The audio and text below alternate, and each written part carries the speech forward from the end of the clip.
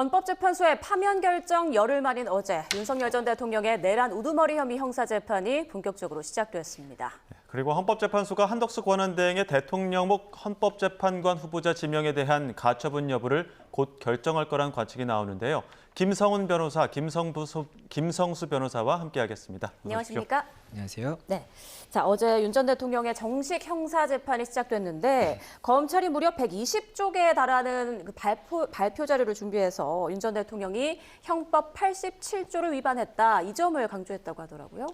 네, 그렇습니다. 이제 헌법재판소의 시간이 끝났고 형사재판의 시간이 시작됐습니다. 형사재판의 핵심 쟁점은 결국 내란죄 우두머리 혐의, 즉 국헌 문란의 목적으로 폭동을 일으킴으로써 대한민국의 주권자인 대한국민의 주권을 침해했는가, 그리고 침해하고자 하였는가에 대한 부분이고요. 그 점에 있어서 검찰은 그동안 여러 당사자들의 수사 및 기소를 진행을 해왔고, 이번 공소장의 내용을 바탕으로 해서 공소장의 내용도 굉장히 많이 있지만 구체적으로 지금 비상계엄 형태로 이루어졌던 일련의 사태들이 내란죄에 해당될 수 있다. 즉 행정부로서 한정적인 권한을 위임받은 대통령이 자신의 권한에서 있는 비상적인 권한을 남용해가지고 입법부와 사법기관 등을 임의로 배제하고 국민주권의 원리와 기본권, 영장주의 원칙을 위배해서 무력에 의한 군사력에 의한 통치 질서를 만들고자 하는 구체적인 행동을 기획했고, 그런 부분들에 있어서의 최종적인 권한을 가지고 실행한 주체가 바로 피고인 윤석열 전 대통령이다라는 점을 공소 사실에 대한 내용들을 구성을 하면서 설명을 했고, 거기에 부합하는 증거들이 무엇들이 있는지에 관한 내용들도 어느 정도 이야기를 했을 것이다 보여집니다. 가장 주목받았던 게 윤석열 전 대통령 어제 그 검찰의 기소 내용을 하나하나 조목조목 반박을 했는데, 지난 탄핵 심판 과정에서 했던 주장과 크게 벗어나지 않았다는 분석이 나오더라고요.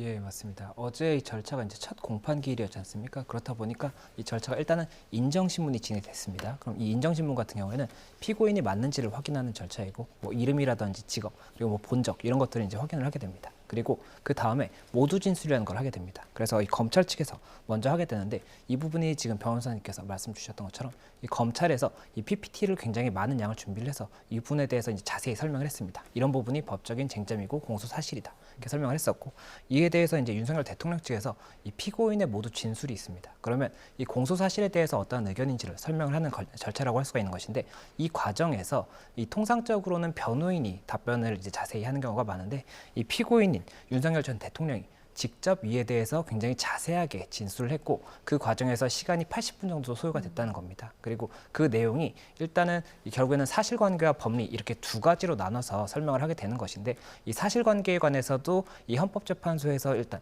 이 주장이 되었던 사실관계를 동일하게, 그 취지를 동일하게 해서 주장을 했던 부분이 있었고, 이 법리에 대해서도 이 헌재 사건에서의 법리는 이 헌법이나 법률의 위반이었기 때문에 이 내란죄랑 이렇게 정확하게 겹치는 부분은 아니라고 하더라도 이 괴에 대해서는 이 법리에 대해서 비슷한 부분이 있거든요. 그렇다 보니 이 법리에 대해서도 아무래도 유사한 취지의 주장을 했다, 이렇게 지금 평가되고 있습니다. 네. 예.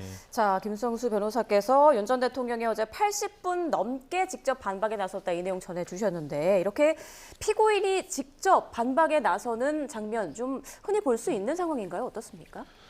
피고인 스스로 이제 공소 사실의 인부를 진술을 하는 경우는 있지만은, 그 내용을 이렇게 80분 넘게 진술할 수 있게 허락해 주는 경우는 제가 알기로는 형사재판 신문상 없습니다. 네, 왜냐하면은 기본적으로는 구체적으로 변론의 내용들에 있어서 이렇게 자세하게 서로 공방을 주고받는 것들은 최종적인 아예 법정 프레젠테이션을 기일을 잡았을 때 하는 것이고요. 예. 보통 피고인들 입장에서는 혐의 사실을 인정하는지, 인정하지 않는지, 인정하지 않으면 왜 안 하는지를 보통 짧게 이제 이야기를 하지 80분 가까이를 이제 계속적으로 설명할 수 있는 시간을 주지는 않는 편이고, 기본적으로 이 과정에서 만약에 이야기가 길어지는 것 같으면 재판부가 통상 제지를 합니다. 예. 그래서 한 5분 내외 요지만 얘기해달라. 왜냐하면 재판이 오늘 하고 끝나는 게 아니라 앞으로 쭉 할 것이기 때문이죠. 그런데 이런 부분에 있어서는 굉장히 평상시와 다르게 이례적으로 재판부가 피고인의 스스로의 진술할 수 있는 기회를 상당히 많이 부여를 한 그런 재판이라고 볼 수는 있습니다.